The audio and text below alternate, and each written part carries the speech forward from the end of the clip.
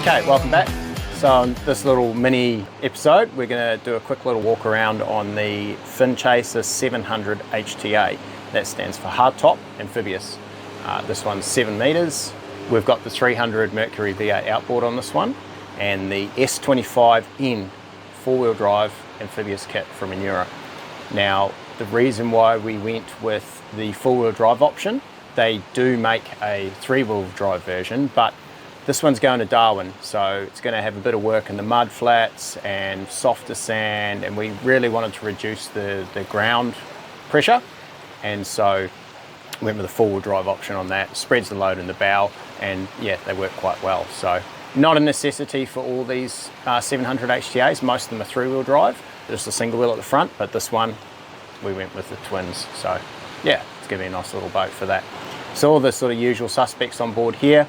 We've got the live bait tank, twin bilge pumps.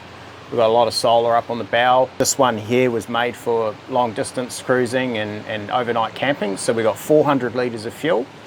We've got 100 litres of fresh water with a separate pump up in the bunk there. And down the side, we've got the raw water, seawater inlet washdown, and also we've got the outlet for the fresh water there as well. So you can shower off at the back, give the boat a rinse, do what you like with that 100 litres of water.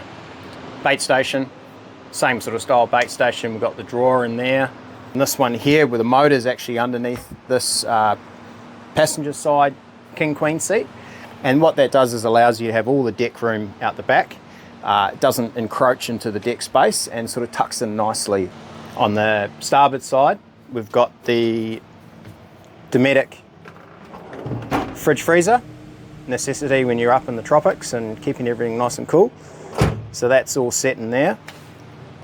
And then up into the helm area here, running a Simrad sounder unit. Now that's teed in with the Mercury and the autopilot. So this is, you know, cruise control effectively, set your course, it'll just keep it. Electric steering on the Mercury outboard. So that keeps that all nice and tidy. We've got the Anura controls here.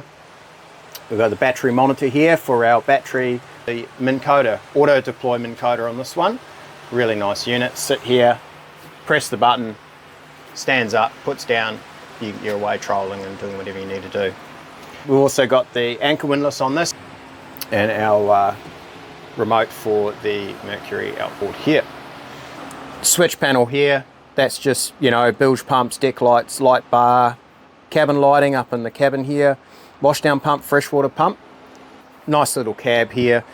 Toilet up forward. It's a full electric macerating toilet. So that's up forward there. Loads of storage under the port and starboard side sort of berth area here. Yeah, not a bad place to put your head down for a while. Privacy curtain here as well for evening, or you can, you know, while you're going to the loo. Deck lighting up here. Of course, we've got little Fusion sound system. Nothing out of control, but does what it needs to do. GME radio, Fusion head unit up there. And also with this one, we've got the overhead vent or hatches, and that's really helpful for getting that cool air into the cabin area when you're cruising. Obviously, being a hard top, you don't have a lot of airflow, so that there just piles the air in while you're cruising, and it's really nice, really good on the brow.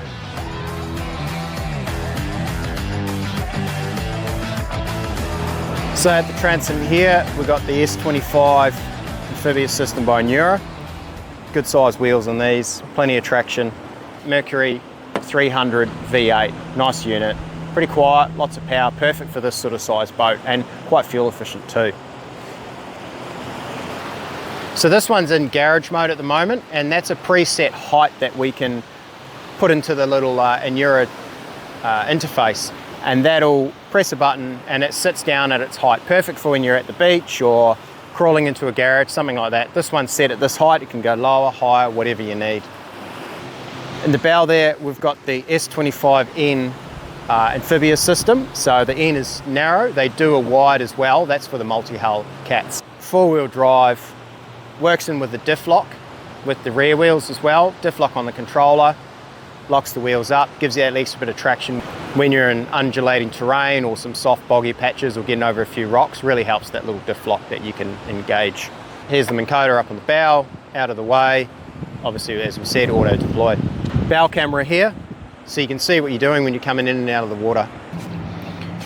Now, another nice little feature on this, pretty easy little setup, is we've got the extra sun protection here. It's only, 400 long, but it really does make quite a difference in the cockpit here for that bit of extra shade, especially up in the tropics where it's going to be hot.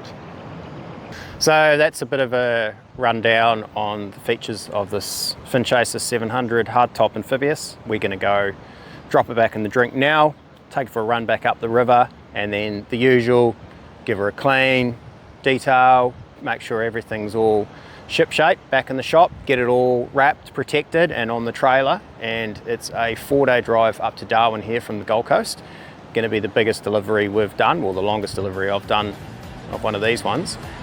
All right, let's go.